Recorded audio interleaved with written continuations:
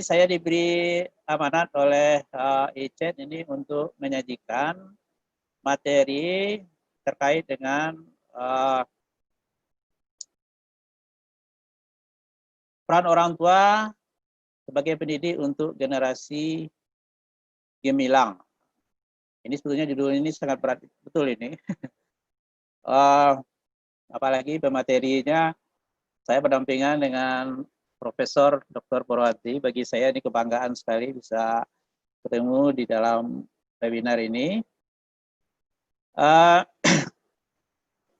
Baiklah, Bapak Ibu, saudara semua, saya akan mencoba menampilkan PowerPoint yang saya coba kelihatan ya Pak Ibdil PowerPoint-nya? Ya.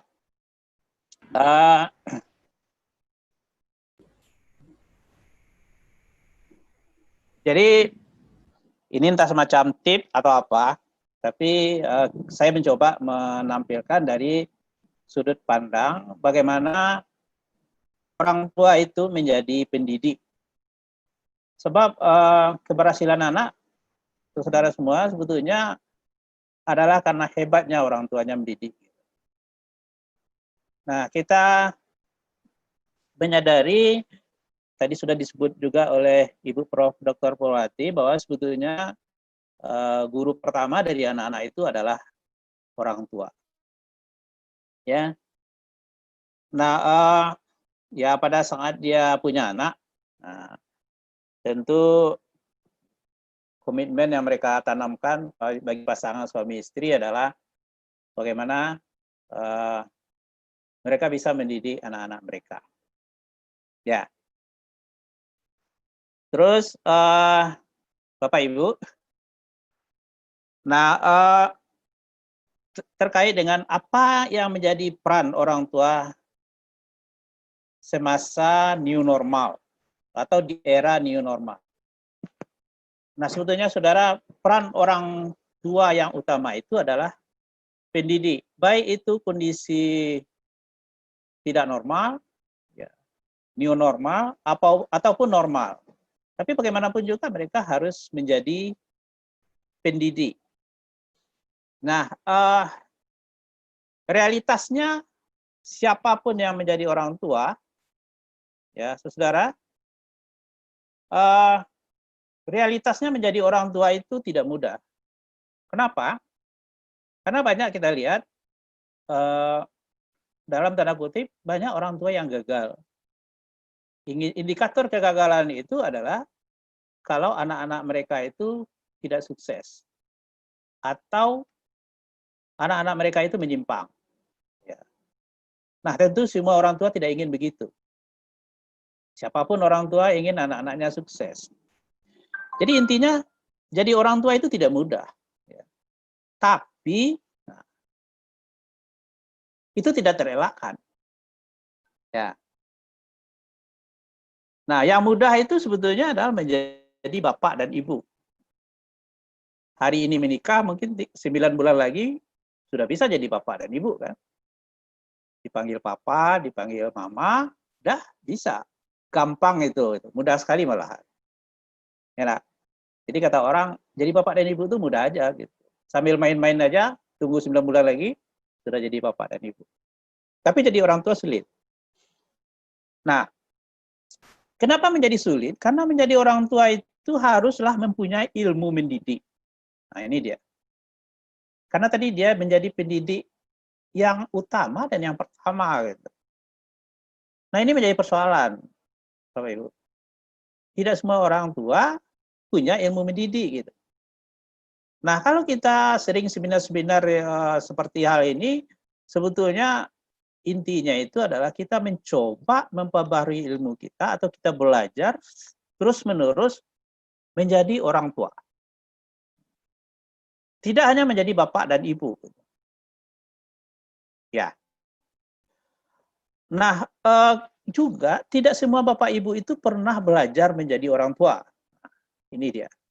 Kalaupun dia menjadi ibu dan bapak sekarang, kapan dia belajar? Mungkin pada saat dia jadi anak. Kalau dia belajar dari bagaimana dia diperlakukan oleh orang tuanya, maka dia memperlakukan anaknya seperti itu. Mungkin itu yang dia pelajari. Tetapi ya, suasananya sudah berbeda. Pada saat dia menjadi anak dan sekarang dia menjadi orang tua, kondisinya sudah jauh berbeda. Nah, saudara. Nah, jadi kalau suami istri yang sudah punya anak, mau tidak mau dituntut menjadi orang tua. Nah, tidak terelakkan itu yang saya sebut. Jadi orang tua dalam arti jadi pendidik. Nah, itu realitas. Ya, realitas yang tidak terelakkan bahwa setiap kan apabila sudah punya anak, mau tidak mau dituntut menjadi orang tua anak. Sementara ilmu mendidiknya dia tidak punya. Nah, di sisi lain juga namun tidak ada sekolah menjadi orang tua. Nah, mungkin kalau ada sekolah menjadi orang tua, saya mau jadi siswanya. Ya. Bagaimana menjadi orang tua? Nah, itu realitas yang dihadapi oleh semua ibu bapak, semua orang tua. Nah, saya pikir dengan seminar, dengan ceramah dan segala macam itu, banyak orang yang terbantu untuk belajar menjadi orang tua. Karena memang sekolah orang tua tidak ada. Nah, selanjutnya, generasi yang gemilang itu adalah harapan semua orang tua. Harapan bangsa, harapan negara, harapan semuanya. Nah, harapan itu tentu tertumpang kepada orang tua sebagai pendidik yang utama. Karena ini juga menjadi harapan orang tua, saudara. Nah, apa harapan itu? Kegemilangan itu apa? Apabila tercapai apa yang disebut dengan tri sukses pada anak itu. Nah, sukses yang pertama adalah kita akan merasa bahwa kita sukses menjadi orang tua apabila anak kita sukses belajar. Indikator sukses belajar itu, saudara, hasil belajarnya bagus. Ya, di tingkat mahasiswa indikatornya itu adalah IP-nya tinggi. Itu sukses belajar. Saya pikir semua orang tua akan berharap sekali gitu bahwa anaknya sukses, dapat nilai yang bagus, dapat kuliah di perguruan tinggi yang ternama, dapat sekolah di sekolah negeri yang bagus. Nah, sekarang orang lagi ribut-ribut itu untuk masuk sekolah. Nah, persoalannya dia tidak bisa masuk sekolah yang favorit karena sebelumnya tidak sukses belajar. Nah, itu harapan orang tua bahwa anak-anaknya itu bisa sukses belajar. Terus yang kedua, saudara, adalah sukses sosial. Nah, ini lagi, bagaimana anak-anak itu bisa hubungannya baik dengan orang lain. Di rumah, hubungan dengan orang tuanya bagus. Di sekolah, hubungan dengan guru hebat. Dengan teman-teman, diterima, diikut sertakan. Ya, di dalam pergaulan yang lain, dia termasuk anak yang disegani, dihormati, santun, dan sebagainya. Nah, sukses yang ketiga tentu adalah sukses karir. Nah, tentu sukses karir ada hubungannya dengan sukses belajar, dengan sukses sosial. Kita punya anak, ingin sekali anak-anak kita bekerja dan berkarir, dan karirnya itu bagus gitu. Nah, kalau kita dengar orang-orang yang sukses, itu biasanya akan dilihat siapa sih orang tuanya. Nanti orang akan mengatakan, oh pantas. Misalnya, oh pantas orang tuanya guru gitu. Ini kan guru sebetulnya kan punya ilmu mendidik dalam mendidik anak-anak mereka. Jadi indikator kegemilangan itu, saudara, sebetulnya adalah sampai di mana dia bisa mencapai kesuksesan atau tri sukses tersebut. Nah, anak kita sukses belajar, sukses sosial, dan sukses karir. Nah, itu tadi, untuk mencapai kesuksesan itu amat tergantung dari bagaimana orang tua menjalankan peran untuk mendidik. Nah, kemudian untuk mendidik dia perlu memahami anak. Siapa anak itu?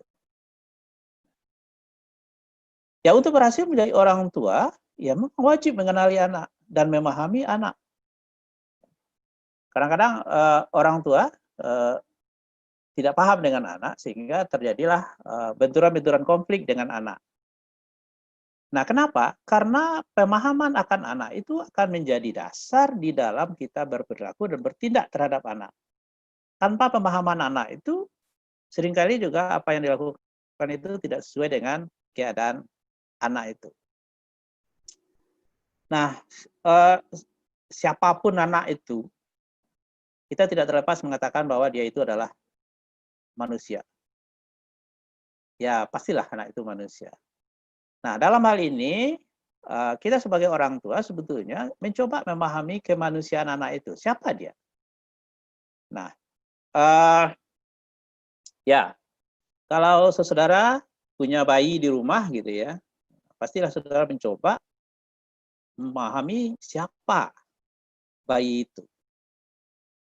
Nah, saya ini mengutip sebetulnya dari pendapat Profesor Praino, pemahaman apa yang harus dipahami oleh seorang pendidik, apalagi orang tua tentang anak. Untuk diketahui bahwa pertama itu, ya anak adalah makhluk yang paling sempurna. Sebagai manusia dia makhluk sempurna. Kenapa? Ya kalau dibandingkan dengan makhluk-makhluk lain, pastilah manusia itu makhluk yang paling sempurna. Nah, kenapa sempurna itu? Ya makhluk lain mungkin tidak punya emosi. Ya, manusia punya. Makhluk lain tidak punya daya kreativitas. Manusia punya. Nah, jadi Tuhan memang membekali manusia itu dan menciptakan manusia itu sebagai makhluk yang sempurna. Nah, yang kedua, makhluk yang paling indah. Jadi kalau kita bandingkan dengan makhluk-makhluk lain, ya pastilah manusia itu makhluk yang paling indah. Kalau tidak percaya, saudara dan Bapak Ibu ya, kapan melihat anak yang paling indah itu, nah, kalau bayi lah misalnya, kalau anak kecil itu, lihatlah pada waktu dia tertidur ya enggak. Kita akan pandang dan akan muncul rasa sayang dan ingin mencium anak kecil yang tertidur. Karena itu dia, Tuhan menciptakan dia sebagai makhluk yang paling indah. Nah, kemudian makhluk yang paling tinggi derajatnya. Nah, artinya Tuhan menciptakan manusia sebagai makhluk yang paling tinggi derajatnya. Nah, di dalam konteks ini, maka karena Tuhan saja sudah meninggikan derajat manusia, maka kita sebagai pendidik, sebagai orang tua, ya tidak bolehlah menghina, merendahkan, atau menjelek-jelekkan gitu. Itu sih, pemahaman ini menjadi sikap di dalam mendidik. Nah, ini lagi, ini dikatakan juga oleh Tuhan itu bahwa anak itu akan menjadi calon khalifah di muka bumi. Kita tidak sangka gitu, tidak menyangka seseorang kok bisa jadi gubernur, ya. Kok Jokowi bisa jadi presiden gitu ya. Ya itu memang Tuhan menjanjikan bahwa dia menjadi calon khalifah. Kita tidak tahu anak-anak kita yang sekarang itu entah jadi gubernur, anggota DPR, jadi menteri gitu. Nah, di dalam situasi seperti ini bahwa Tuhan itu menjamin itu. Ini akan menumbuhkan optimisme kita dalam mendidik anak. Bahwa kalau tepat kita mendidiknya, bahwa kita bisa berharap dia menjadi khalifah. Setidak-tidaknya menjadi khalifah di lingkungannya. Nah, juga makhluk yang bertakwa. Ini adalah menjadi tugas kita karena memang manusia itu makhluk yang bertakwa. Meskipun orang komunis misalnya tidak mengakui Tuhan, tapi saya pikir dia sedang mencari Tuhan. Karena sampai hari ini mungkin dia belum dapat Tuhan. Ya. Nah, makanya kenapa manusia itu mencari Tuhan karena memang dia makhluk yang bertakwa. Nah, kemudian dia memiliki hak asasi manusia.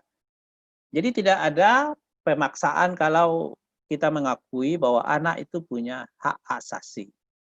Misalnya hak asasi memilih sekolah, ya, hak asasi memilih pekerjaan dan seterusnya. Ini adalah bentuk pemahaman yang pertama sebagai dasar untuk kita bisa mendidik, saudara. Nah, kalau berikutnya itu adalah bahwa anak itu memiliki dimensi kemanusiaan, ya. Kemudian memiliki potensi pancadaya. Nah, saya ini meresum sedikit pendapat Profesor Parino karena memang bagi saya ini sangat mendasar untuk dipahami oleh pendidik, apalagi orang tua sebagai pendidik. Nah, dari segi dimensi kemanusiaan itu kita tahu bahwa dimensi yang pertama itu dimensi fitrah, ya. Kata kuncinya itu kebenaran dan keunggulan, bahwa pada dasarnya manusia itu punya keunggulan. Siapapun anak, termasuk pertanyaan tadi, bagaimana dengan anak yang berkebutuhan khusus? Dia punya keunggulan gitu. Kemudian dimensi keindividualan, bahwa anak-anak itu tidak sama. Masing-masing berbeda, anak kembar pun berbeda. Nah, ini kata kuncinya sebetulnya adalah potensi dan perbedaan. Baik dari perbedaan bakat, sifat, sikap, emosi, dan seterusnya. Nah, berikutnya, saudara, adalah dimensi kesosialan. Nah, sebetulnya kata kuncinya itu adalah komunikasi dan kebersamaan. Tadi Bu Perwanti juga sudah menyinggung bahwa sebetulnya mereka ingin berhubungan dengan orang lain. Karena kalau tidak berhubungan dengan orang lain, tidak berkembang dimensi kesosialan itu. Terus dimensi kesusilaan. Nah, artinya apa?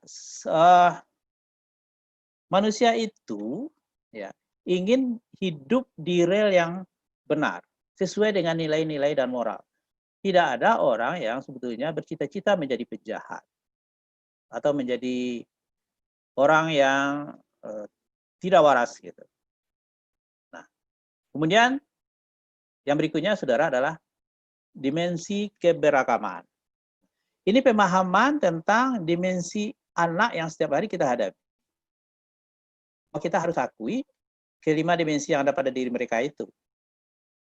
Terus tadi disebut bahwa potensi. Anak itu membawa potensi. Kenapa? Potensi yang pertama itu potensi daya takwa. Dalam realitas sehari-hari kita lihat bahwa banyak anak-anak itu yang justru diajar dengan hafiz Al-Quran segala macamnya, dia menjadi hebat loh ketakwaannya. Itu artinya apa? Pada dirinya ada dimensi itu. Nah, kemudian saudara, dimensi daya cipta.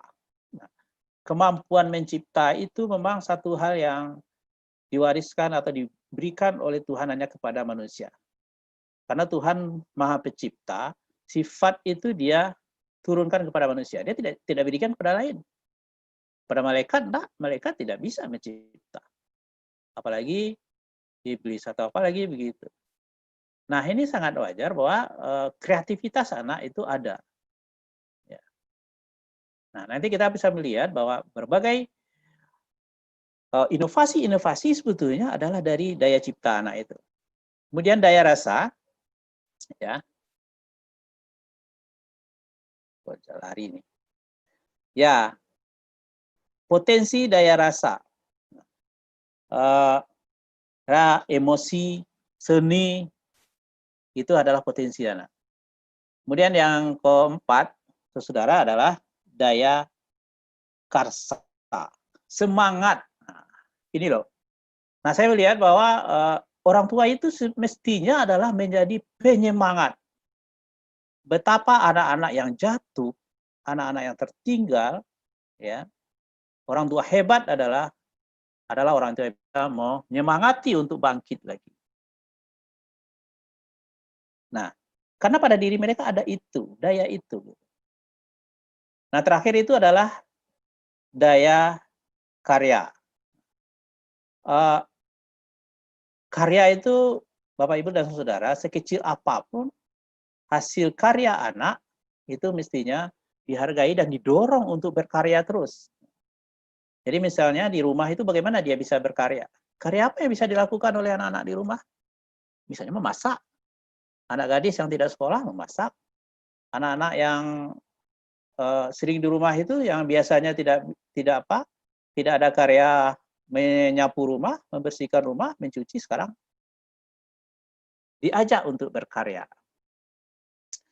Oke. Nah, pemahaman berikutnya itu adalah nah ini barangkali sudah kita pahami semua bahwa seorang anak ya butuh kasih sayang.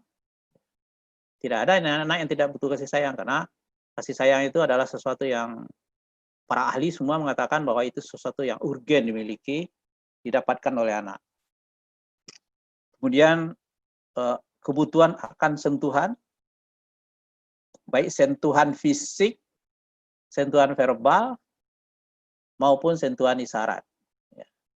Artinya bagaimana kalau anak sedang galau, bagaimana Bapak Ibu bisa menyentuh secara fisik? Mengusap baunya, mengusap kepalanya gitu ya. Terus secara verbal bertanya, gimana nak? Gitu. Kemudian kebutuhan untuk dicintai dan mencintai. Tidak cukup bagi mereka untuk dicintai saja. Tapi mereka butuh mencintai. Nah, bagaimana mewujudkan itu?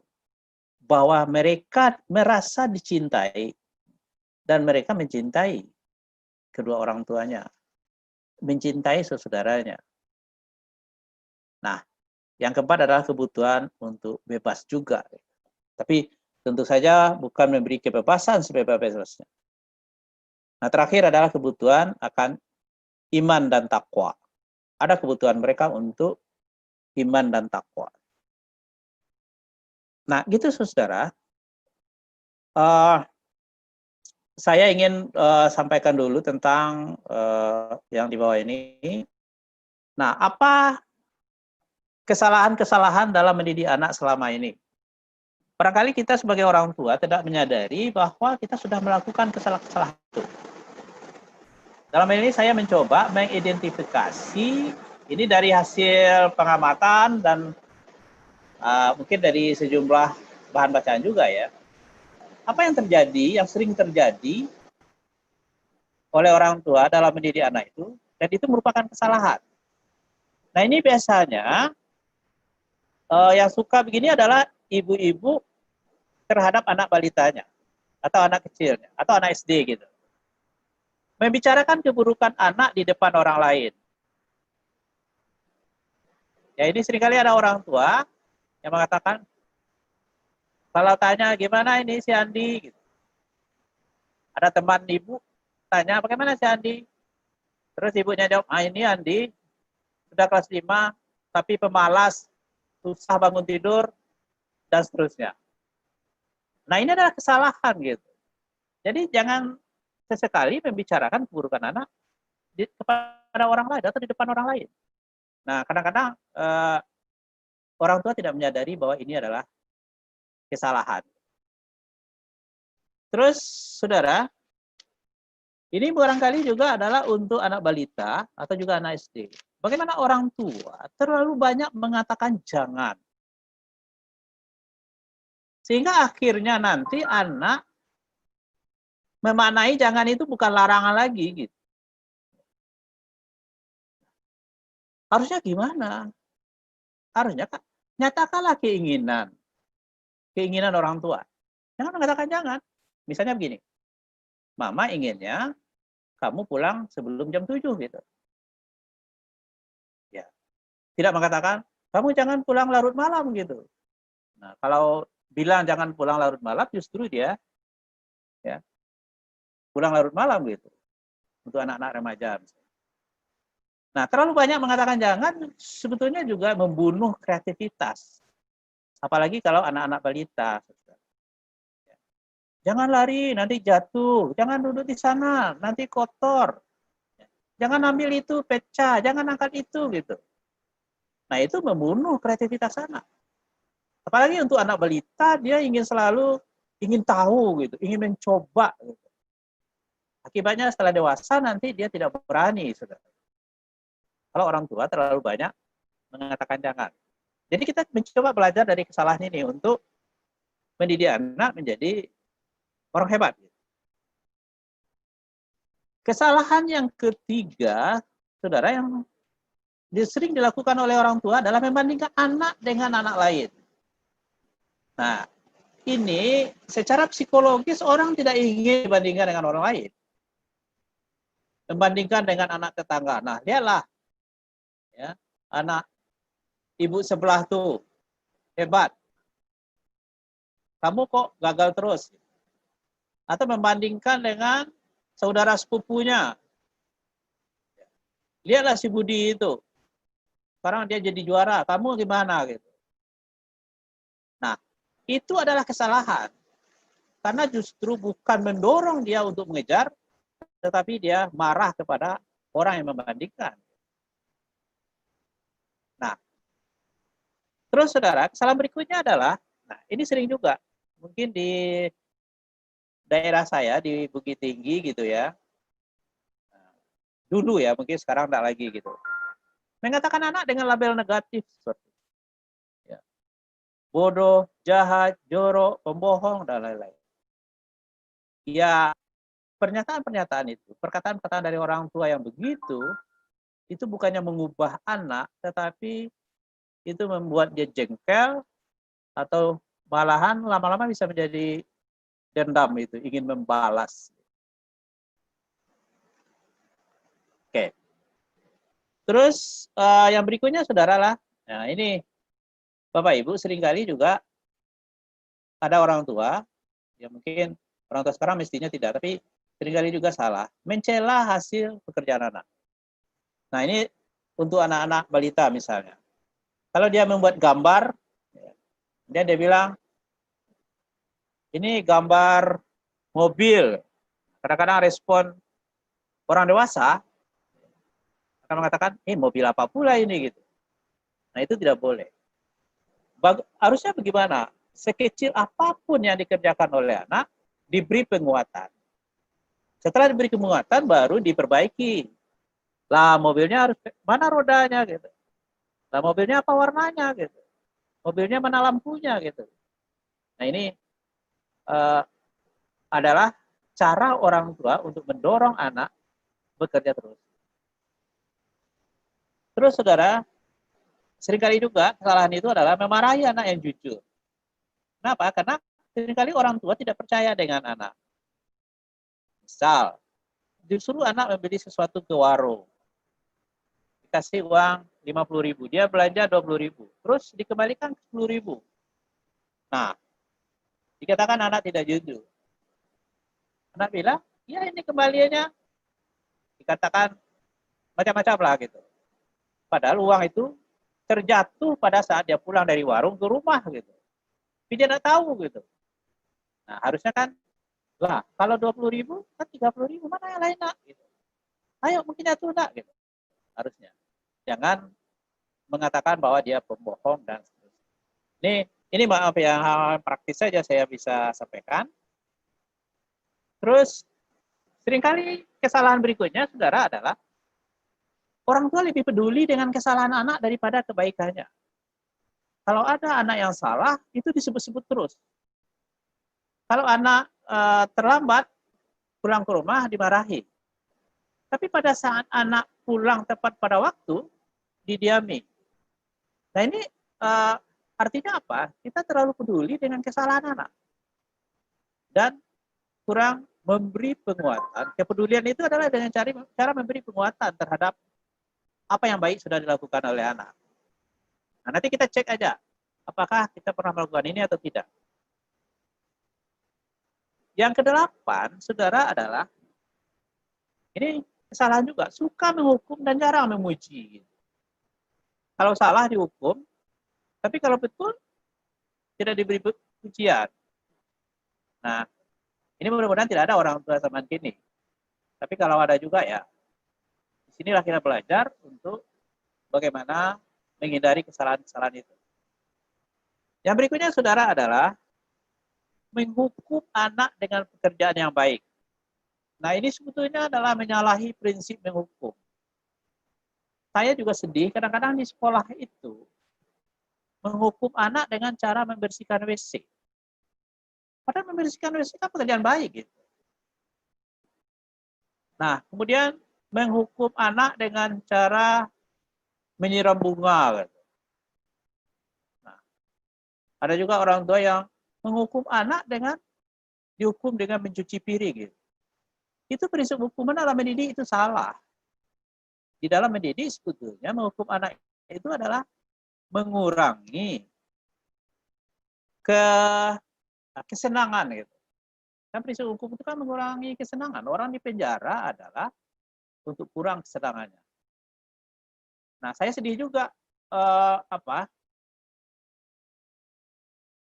ada di sekolah anak yang terlambat datang, hukumannya adalah membaca ayat Al-Quran atau menghafal ayat Al-Quran. Ini keliru besar gitu. Ya.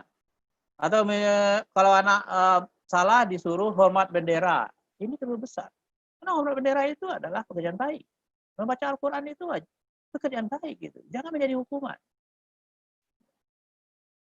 Nah, di Padang juga sering itu menghukum orang yang tidak patuh pada PSBB, ya disuruh menyapu misalnya. Itu keliru. Terus, saudara, nah ini sebetulnya kesalahan yang sering dilakukan oleh orang tua juga adalah berbicara atau ngomel terlalu banyak atas kesalahan anak. Nah, kita sebetulnya, saudara, kalau ada anak yang salah, cukup dikatakan dengan kalimat singkat aja. Misalnya begini, mama tidak suka kamu begitu. Tidak perlu ada kata macam-macam lagi. Titik. Anak akan berpikir, oh rupanya mama saya tidak suka saya melakukan itu. Jangan sampai orang tua ngomel gitu.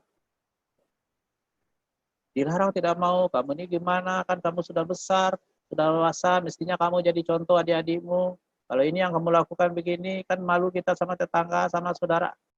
Itu kadang-kadang yang membuat anak menjadi sebal gitu sama orang tuanya. Nah, juga Bapak Ibu, mungkin juga pada ibu-ibu muda yang punya balita gitu ya.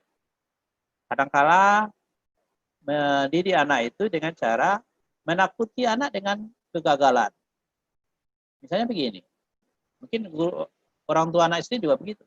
Awas nanti kamu udah lulus UN, awas nanti kamu bisa begitu gitu. Nah, mestinya adalah lebih banyak mendorong untuk mencapai keberhasilan. Kenapa tidak dibilang, oh ya kalau kamu rajin pasti bisa lulus. Kalau kamu mau belajar, pasti nilaimu tinggi. Kalau mau kamu sungguh-sungguh, mama yakin bahwa kamu akan berhasil dan seterusnya. Jadi tidak menakuti dengan kegagalan, saudara. So, bisa mereka menjadi patah semangat karena tidak bisa mencapai apa yang diharapkan itu. Dan juga hasilnya adalah kecemasan. Betapa banyak dulu waktu musim-musim UN, masuk perguruan tinggi juga, anak yang terlalu pencemas gitu ya, akhirnya gagal. Nah, itu yang terakhir, yang berikutnya adalah terlalu banyak aturan. Ya memang aturan itu penting, tapi terlalu banyak itu bisa membuat anak-anak menjadi terkungkung, saudara. Terus, nah ini juga saya kira berbohong di depan anak mungkin untuk menutupi sesuatu, tapi itu sudah membuat itu kesalahan besar itu, saudara. Baik, kita lanjut, saudara. Nah, jadi prinsipnya, saudara, kalau di dalam kehidupan anak itu perlakuan yang bisa merusak kepribadian anak adalah penelantaran misalnya. Contohnya adalah membiarkan anak menangis. Saya kemarin menegur seorang ibu yang membiarkan anaknya menangis, anak balitanya. Apa kata ibu itu? Ya, dia udah biasa kalau bangun tidur itu begitu gitu. Saya bilang jangan dibiarkan begitu. Gitu. Itu namanya penelantaran itu. Ya, artinya kan dibujuk, dicari alih perhatian gitu. Nah, kemudian penghinaan itu memberi label negatif. Kemudian, nah tadi itu pemaksaan. Masih banyak orang tua yang hari ini memaksa anaknya masuk jurusan tertentu di sekolah. Masuk IPA.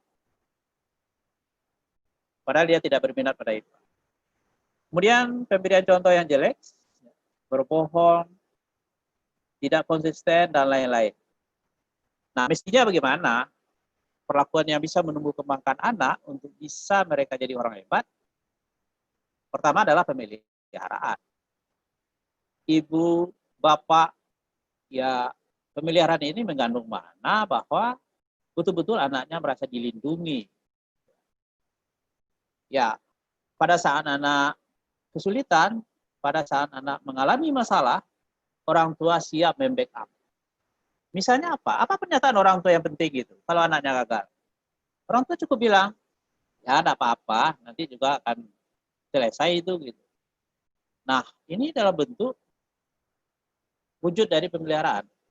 Jangan orang tua bilang bahwa pada saat anak-anak gagal, orang tua bilang, ah dari dulu kan saya sudah ngomong, ya kamu kan tidak dengar saya gitu. Nah, itu membuat anak-anak menjadi putus asa. Kemudian ya kedua adalah penghargaan. Kita tahu bahwa semua orang untuk dihargai. Sekecil apapun keberhasilan itu dihargai. Sekecil apapun kebaikan itu dihargai. Bapak Ibu mudah sekali sebetulnya untuk menghargai anak itu. Dengan mengatakan saya senang, saya suka. Papa sayang anak Papa suka anak Papa disiplin. Mama suka anak Mama mau belajar masak. Itu penghargaan, saudara.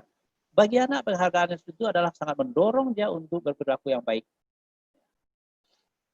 Terus, saudara, yang ketiga sebetulnya adalah pengasuhan. Wujud dari perilaku pengasuhan itu tadi, memberikan sentuhan. Mengasuh dalam arti di sini adalah cinta dan kelembutan. Saya kira orang tua, khususnya ibu-ibu ya, senjata yang instrumen yang paling bagus dia gunakan dalam pengasuhan itu adalah dengan kelembutan. Saya mengobservasi betapa anak-anak yang diasuh oleh orang tua yang berkata lemah lembut dan kasih sayang, itu motivasi anaknya sangat tinggi. Di dalam suasana di rumah, misalnya anak-anak yang ya dibelai gitu ya, ditepuk bawahnya, ya, dikatakan bagus, dikatakan cap jempol dan seterusnya, ini menumbuhkan motivasi yang besar bagi anak-anak. Yang keempat, saudara, pemberian kesempatan. Kita tahu bahwa setiap anak berbeda. Kalau mereka mau mencoba sesuatu, diberi kesempatan. Jangan sesekali dipatahkan, ah itu tidak ada untungnya tuh, ah itu sulit itu, ah kamu tidak mampu itu. Statement yang perlu dari orang tua itu adalah, cobalah. Coba. Mungkin kamu bisa berhasil. Coba dulu. Kenapa harus takut? Ya. Nah, terakhir tentu saja ya ini sebetulnya adalah konsep lama bahwa pemberian contoh yang baik. Kalau di Minang istilahnya itu jatuhnya air dari atap itu pastilah ke pelambahan. Pelambahan itu artinya depan teras. Artinya orang tua bisa memberi contoh yang baik. Nah, ini sebetulnya Bapak Ibu adalah bagaimana menjadi orang tua pendidik itu, dan memang tidak mudah, ya. Nah, menjadi orang tua ya pendidik itu memerlukan kewibawaan. Nah, kewibawaan itu munculnya dari mana? Nah, itu dari pengakuan. Bagaimana pengakuan itu didapatkan anak? Dia akui bahwa orang tuanya baik. Dia akui orang tuanya pintar. Dia akui orang tuanya adil. Dia akui orang tuanya menyayangi dia gitu. Nah, baru tumbuh kewibawaan. Sehingga anak-anak itu akan bilang, ah enggak maulah nanti marah papa. Nah, itu pengakuan. Enggak lah, nanti kan enggak boleh sama mama itu. Nah, ini pengakuan. Jadi anak-anak pun bisa merem tingkah laku yang tidak baik kalau kewibawaan orang tuanya tinggi. Nah, itu tadi bahwa orang tuanya bisa membuktikan bahwa dia bisa dicontoh. Kemudian saudara, itu tadi kasih sayang dan kelembutan, ini sebetulnya adalah modal dasar bagi orang tua pendidik itu. Nah, cuma bagaimana mengekspresikan, menampilkan kasih sayang dan kelembutan itu. Nah, itu sebetulnya mudah, melalui pandangan, melalui senyuman, ya, melalui kata-kata, itu bisa terwujud, saudara. Ya. Terus keteladanan, ya sama dengan beri contoh tadi. Yang berikutnya itu adalah penguatan. Penguatan dari significant person, orang-orang yang sangat berarti dalam kehidupan kita, itu akan memberi semangat dan motivasi untuk mengatasi masalah. Terakhir itu, saudara ya, adalah tindakan tegas yang mendidik. Betapa banyak anak-anak yang terlalu diperturutkan karena sayang, tidak bisa mengontrol diri, karena tidak ada tindakan tegas yang mendidik dari orang tua. Orang tua kalau melihat bahwa itu berbahaya bagi anak, dia bisa katakan tidak. Mama tidak mau kamu begitu. Mama tidak suka kamu begitu. Nah, ini adalah statement-statement yang memang harus keluar dari orang tua untuk menunjukkan bahwa dia tegas mendidik. Ya. Ini maaf ini saya sepertinya memberikan tip-tip saja. Saya tidak mengajari saudara dan Bapak Ibu menjadi orang tua ya. Mungkin kita berbagi pengalaman saja tentang bagaimana menjadi orang tua pendidik.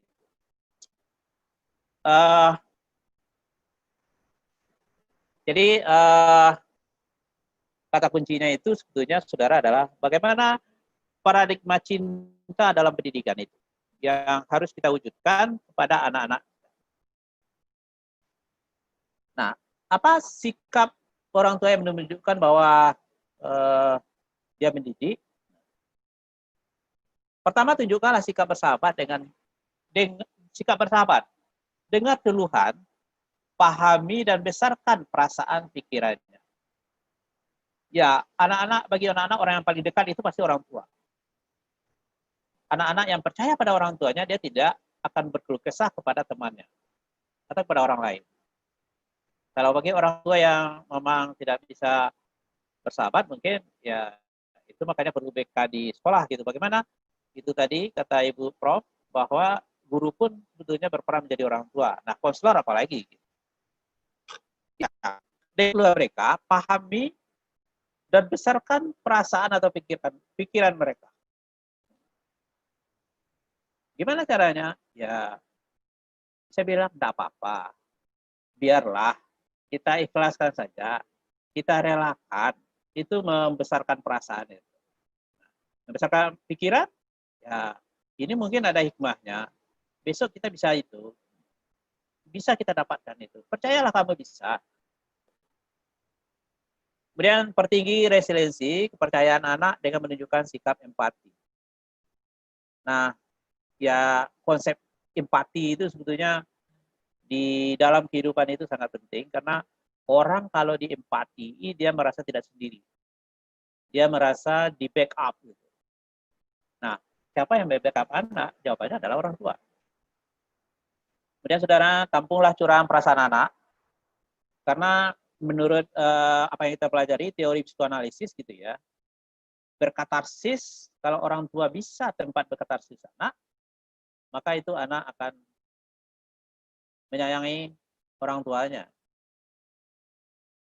Terus pujilah apabila anak melakukan sesuatu secara sendiri Artinya kalau dia berhasil secara sendiri, maka itu kita harus segera beri pujian, karena itu bagian dari penguatan atau reinforcement. Kemudian munculkan kepercayaan pada teman sepergaulannya. Oke, saya kira itu saja. Mudah-mudahan ya ada manfaatnya. Terima kasih. Saya kembalikan kepada host. Assalamualaikum warahmatullahi wabarakatuh.